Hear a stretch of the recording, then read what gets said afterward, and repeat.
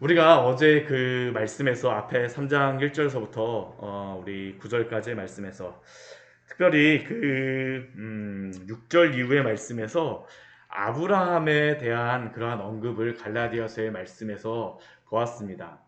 아브라함을 갈라디아서에서 사도 바울이 언급하는 것은 너무나도 중요합니다. 갈라디아서뿐만 아니라 복음에 대하여서 또한 핵심적인 그런 복음의 진리에 대하여서 말씀하고 있는 로마서에서도 아브라함에 대하여서 굉장히 심도 있게 말씀하고 있습니다. 이 갈라디아서의 그러한 내용 우리가 보게 되면 지금 사도 바울이 참된 복음을 전하는 사도 바울을 향하여서 거짓 선생들이 다른 복음을 또 지금 전하고 있는 게 갈라디아 교회 안에 있는 그러한 문제이죠. 근데 이것을 아브라함으로서 우리가 다시 한번 또 다른 문장으로 그 말을 한다면 이 갈라디아서의 주제는 누가 아브라함의 자손인가라는 그러한 문제와 연관이 있는 것입니다. 사도 바울은 참된 아브라함의 자손은 오직 예수 그리스도를 믿음으로 의롭다함을 받은 사람이라는 것이 바로 사도 바울이 전하는 이 복음의 핵심적인 진리입니다. 그리고 그 어제 보았던 것 같이 아브라함도 행위로 율법으로 할례를 행함으로 구원받은 것이 아니라 바로 오직 예수 그리스도를 믿음으로 하나님을 믿음으로 의롭다함을 받았다라는 게 바로 이 아브라함을 통하여서 우리가 볼 수 있는 그러한 진리였었죠. 그러나 다른 복음을 전하는 이 거짓 선생들은 참된 아브라함의 자손은 율법을 지키는 사람, 특히 할례를 행하는 자가 바로 아브라함의 자손이라고 주장하였습니다. 그렇다면 도대체 누가 참된 아브라함의 자손, 하나님의 언약의 백성이 되겠습니까? 어떻게 하나님의 언약의 백성이 되는가라는 게 굉장히 중요한 질문이고 거기에 대하여서 오늘 말씀에서 우리에게 대답하여 주고 있습니다. 오늘 갈라디아서 3장 10절서부터 18절까지의 말씀입니다. 우리 10절 말씀을 보면 이렇게 말씀하고 있습니다. 무릇 율법 행위에 속한 자는 저주 아래에 있나니. 이 무릇 율법에게 속한 자는 누구입니까? 율법을 지킴으로 말미암아 할례를 행함으로 말미암아 의롭게 된다라고, 이러한 사람이 아브라함의 자손이라고 생각하는 거짓 선생들, 다른 복음을 전하는 그러한 사람들이 바로 이것이죠. 나는 율법을 행해서 의롭게 되겠다. 율법을 통하여서 아브라함의 자손이 되겠다. 나는 율법을 통하여서 하나님의 언약 백성이 되겠다. 그런데 그 결론이 무엇이겠습니까? 저주 아래에 있다라는 겁니다. 저주 아래에 있어요. 하나님의 언약 백성이 될 수 없습니다. 아브라함의 자손이 될 수가 없어요. 왜 그렇습니까? 오늘 그 10절 그 뒤에 말씀해 보게 되면 이게 신명기 27장의 말씀을 인용하고 있는 것입니다. 기록된 바 누구든지 율법책에 기록된 대로 모든 일을 항상 행하지 아니하는 자는 저주 아래에 있는 자라 하였습니다. 율법의 행위로서 의롭게 된다는 의미는 무엇이냐 하면 누구도 예외가 없어요. 누구도 한 사람도 예외 없이 율법책에 기록된 대로 모든 일을 하나라도 빼지 않고 행하지 아니하는 자는 모두 저주 아래 있는 거라는 겁니다. 그런데 한번 생각해 보십시오. 우리 중에 누가 율법책에 기록된 대로, 모세의 율법에 기록된 대로 그 한 가지라도 범하지 않고 살아가는 사람이 누가 있겠습니까?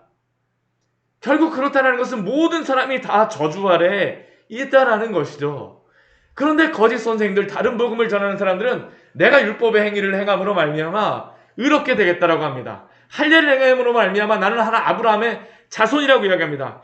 그런데 그것은 무엇과 통한다라는 겁니까? 저주 아래에 있다라는 것이죠.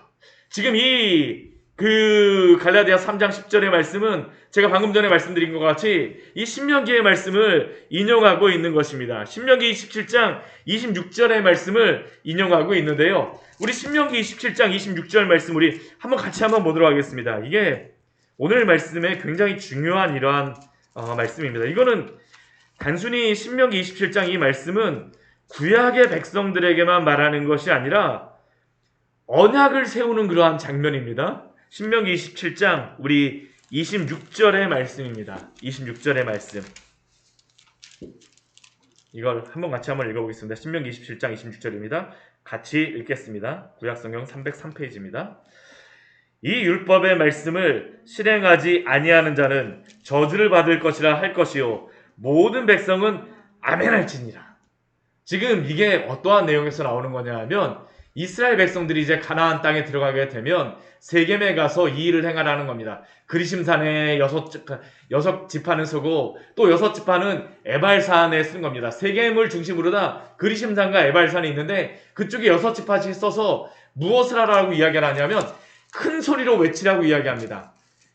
지금 3장 우리 27장 우리 신명기 27장 우리 16절 이후에 12절 말씀 이후에 보게 되면 지금 이것을 외치는 그러한 장면과 함께 무엇을 외치는지를 그들이 이야기하는데요. 우리 15절 말씀을 보면 이렇게 말하고 있습니다. 장색의 손으로 조각하였거나 부어 만든 우상을 여호와께 가정하니 그것을 만들어 은밀히 세우는 자는 저주를 받을 것이라 할 것이요 모든 백성은 응답하여 말하되 아멘 할지니라. 반씩 서갖고 이 사람들이 이것을 크게 레이 사람들이 하잖아요. 그러면 그들이 거기에 대해서 아멘 하고서 외치는 겁니다. 아멘 한다라는 의미 무엇일까요? 만약 우리가 이것을 지키지 아니하면 이렇게 저주받은 자들이 되겠습니다라는 겁니다. 근데 우리 27장 16절 말씀 보게 되면 이렇게 말합니다.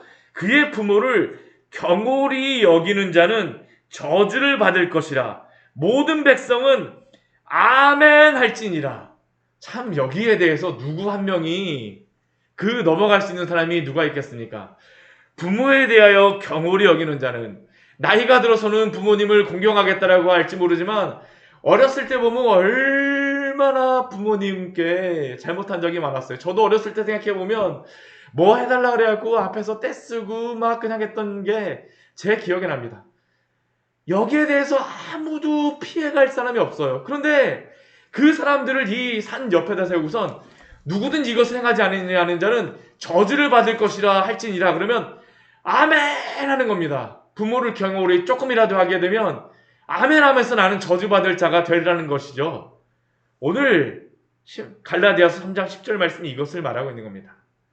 누구든지 율법책에 기록된 대로 모든 일을 항상 행하지 아니하는 자는 이스라엘 가나안 땅에 들어왔던 그 이스라엘 사람들뿐만 아니라 그 가나안 땅에 들어왔던 여호수아와 함께했던 그 가나안 땅에 들어왔던 이스라엘 백성들뿐만 아니라 지금 2000년 전에 사도 바울과 함께 살았던 모든 사람들, 지금 유대인으로서 나는 할례를 행함으로써 의롭게 되겠다라고 하는 그 사람들도 율법책에 기록된 대로 모든 일을 행하지 아니하면 또한 지금 이 자리에 앉아있는 우리들도 거기에 대해서 그 율법책을 아멘이라고 외치지 않았지만 그러나 그 사람들이 그렇게 외쳤다는 것은 무엇이냐면 그들이 대표한다라는 겁니다. 가나안 땅에 들어가고자 하는 모든 사람들은 그 율법책에 기록된 대로 행하지 아니하는 자는 다 무엇이라고요? 저주 아래 있는 자.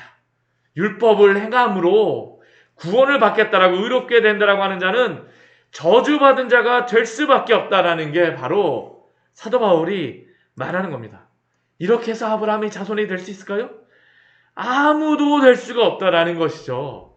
그래서 갈라디아서 3장 11절 말씀은 하나님 앞에서 아무도 율법으로 말미암아 의롭게 되지 못할 것이 그래서 분명하다라고 말합니다. 자신조차도 그렇게 할 수 없다라는 것이에요. 사도 바울조차도 율법을 지킴으로 그것을 자랑으로 삼았다는 자신조차도 거기에 대해서는 자신이 없다라는 게 나도 저주 아래에 있는 자라는 겁니다. 율법을 행함으로 말미암아서는. 그런데 아브라함의 자손이 되는 또 다른 한 가지의 방법을 오늘 말씀에서는 또한 갈라디아서에서는 제시합니다. 그게 무엇일까요? 우리 3장 11절 후반절 말씀에 이렇게 말합니다. 이는 의인은 믿음으로 살리라 하였습니다. 두 가지의 방법이 있습니다. 율법을 행함으로 말미암아 의롭게 되고자 하는 자와 의인은 믿음으로 살리라 라고 하는 또 다른 방법을 가진 자. 율법을 행함으로 말미암아 의롭게 되겠다라고 하는 자는 모든 사람이 누구든지 예외 없이 다 저주 아래에 있는 자이지만, 그러나 의인은 믿음으로 살리라라는 이 말씀을 붙잡는 자는 어떡할까요? 하나님의 구원받은 백성이라는 겁니다. 이게 바로 아브라함의 자손의 방법이 되는 것이죠. 이게 바로 하나님이 제시하신 또 다른 구원의 방법입니다. 이것은 무엇일까요? 의인은 믿음으로 말미암아 살리라. 이것의 의미가 무엇이겠습니까? 이것이 바로 3장 13절에서 우리에게 말하는 그러한 의미이죠. 우리 갈라디아 3장 13절 말씀 같이 한번 읽어보도록 하겠습니다. 그리스도께서 우리를 위하여 저주를 받은 바 되사 율법의 저주에서 우리를 속량하셨으니 기록된 바 나무에 달린 자마다 저주 아래에 있는 자라 하였음이라. 의인은 믿음으로 살리라. 어떻게 해서 믿음으로 살아가는 사람이 의인이 되어질 수가 있습니까? 어떻게 의롭게 되어질 수가 있을까요? 우리 3장 13절 말씀이 우리에게 그 이유를 말해줍니다. 그리스도께서 우리를 위하여 저주를 받은 바 되사. 저주를 받은 바 되사. 앞에 우리 신명기 우리 17장 말씀, 이 말씀은 우리 신명기의 말씀을 또한 인용한 것입니다. 신명기 21장 23절의 말씀을 인용한 것인데요. 신명기의 말씀에서 분명히 말하는 것은 무엇이냐면 나무에 달린 자는 저주를 받은 자라고 신명기 말씀에서 말씀하고 있습니다. 나무에 달린 자마다 저주를 받은 자니라.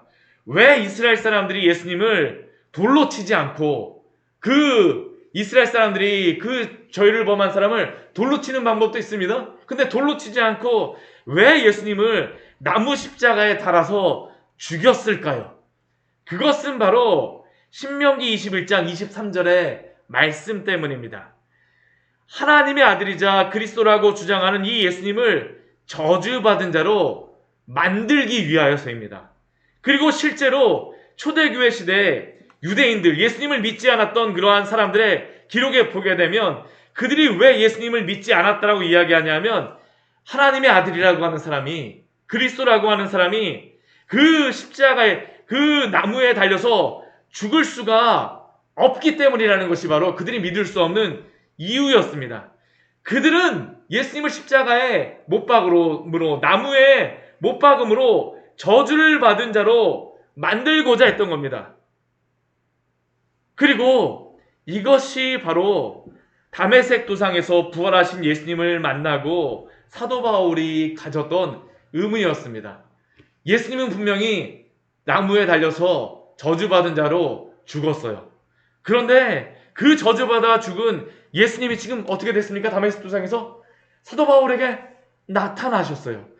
나는 너가 박해하는 그 예수라. 그럼 예수님의 그러한 것은 무엇입니까? 예수는 저주받아 죽은 자가 아니라 하나님이 부활하셔서 살린 자가 되어졌다라는 것이죠. 그 결론은 예수님은 저주받은 자가 아니라는 사실입니다. 그렇다면 왜 예수님은 십자가에 못 박혀서 죽으셨습니까? 그것이 바로 오늘 갈라디아 3장 13절에서 우리에게 대답하고 있는 그러한 진리입니다. 사도 바울이 찾은 그러한 복음의 진리이죠.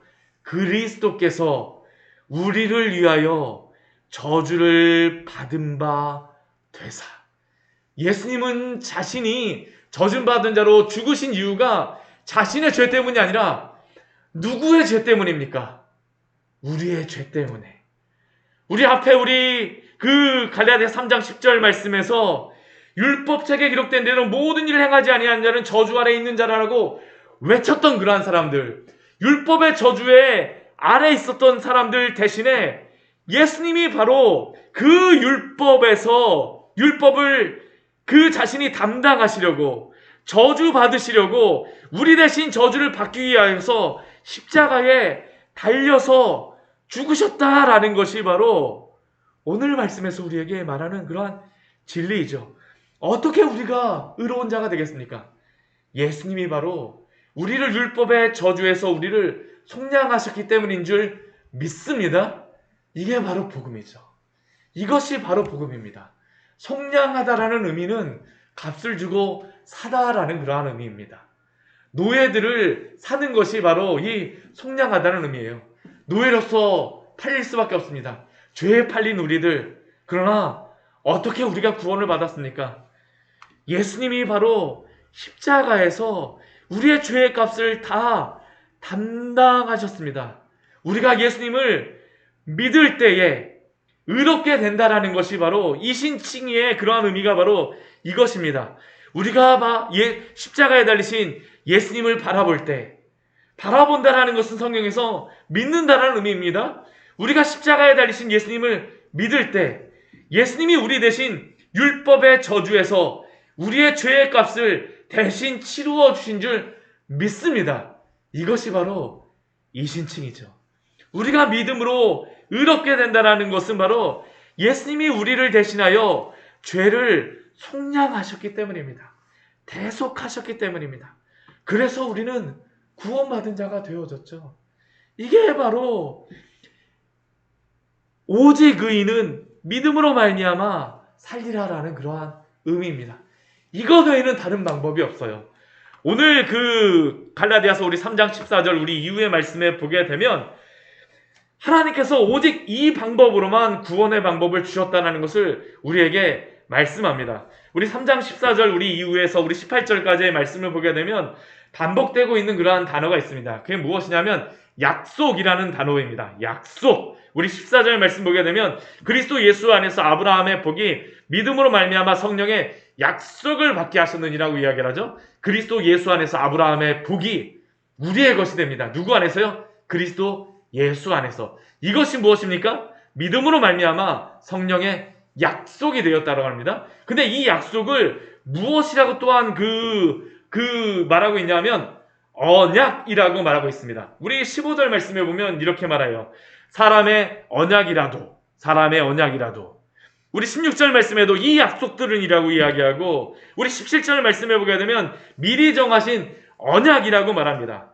또 우리 18절 말씀에 보게 되면 그 유업이 율법에서 난 것이면 약속에서 난 것이 아니라 약속으로 말미암았으면 아브라함에게 주신 것이라고 하면서 약속과 언약이라는 것을 계속 반복해서 말하고 있습니다. 약속은 곧 하나님이 우리에게 주신 언약이라는 것이 사도가 우리에게 말하는 것이죠. 그런데 이 언약이라는 단어가 또 다른 의미가 있습니다. 이 언약이라는 게 약속이라는 의미가 있지만 이게 그 원어적인 의미로 보게 되면 또 다른 의미가 뭐냐면 유언장이라는 그러한 의미가 있습니다. 유언장. 왜 언약이라는 단어에 유언장이라고 하는 유언이라고 하는 단어를 여기에 사용하고 있을까요? 그게 바로 15절에서 나오는 그러한 의미입니다. 형제들아 내가 사람의 예대로 말하노니 사람의 언약이라도 정한 후에는 아무도 패하거나 더하거나 하지 못하느니라. 이 사람의 언약이라도 사람의 유언장이라도 정한 후에는 아무도 바꿀 수가 없다라는 겁니다. 이 시대에 로마 시대 그 그리스 시대의 유언장은 어땠었냐면 한번 유언을 하는 사람이 딱 약속을 해갖고 정하게 되면요 그 뒤에 바꿀 수가 없었습니다. 도장을 한번 딱 찍게 되면 그 뒤에는 그 율법을 그 언약을 바꿀 수가 없어요. 왜 이 말을 할까요? 하나님이 우리에게 오직 예수 그리스도를 믿음으로 말미암아 의롭게 된다라고 하는 그 구원의 진리는 변하지 않는 유일한 하나님이 우리에게 주시는 구원의 방법이라는 것을 우리에게 말씀합니다. 하나님은 우리에게 또 다른 구원의 방법을 주시지 않으셨습니다. 예수님께서 이렇게 말씀하시죠. 내가 곧 길이요 진리요 생명이니 나로 말미암지 않고는 아버지께로 올 자가 아무도 없느니라. 없습니다. 아무도 없어요. 오직 예수님을 믿음으로만 우리는 의롭게 되어질 수 있는 줄 믿습니다. 이것이 바로 언약이요 유언입니다. 그래서 사도는 약속을 언약과 유언이라는 그러한 단어로서 우리에게 말씀하고 있는 겁니다. 아브라함이 하나님을 믿음으로 의롭게 되어진 것과 같이 그래서 우리는 아브라함이 하나님을 믿음으로 의롭게 되어진 것과 같이 우리도 예수 그리스도를 믿음으로 말미암아 의롭게 된 사람인 줄 믿습니다. 이 방법 외에 다른 구원의 방법을 주신 일이 없습니다. 오직 하나님의 언약으로만 우리는 하나님의 백성이 될 수 있습니다. 하나님이 정하신 것이기 때문에, 유언장이기 때문에 우리가 바꿀 수 없다라는 것이 우리에게 말씀하시는 것입니다. 그렇기에 이 복음의 진리 가운데 오직 예수 그리스도를 믿음으로 말미암아 구원하게 하신 이 구원의 진리를 오늘도 붙잡으심으로 흔들리지 않는 그 구원의 확신 가운데에 살아가시는, 또한 평안을 누리시는 우리 귀한 성도님들 되시기를 축원합니다. 같이 기도하도록 하겠습니다. 하나님 아버지, 오늘 말씀을 통하여서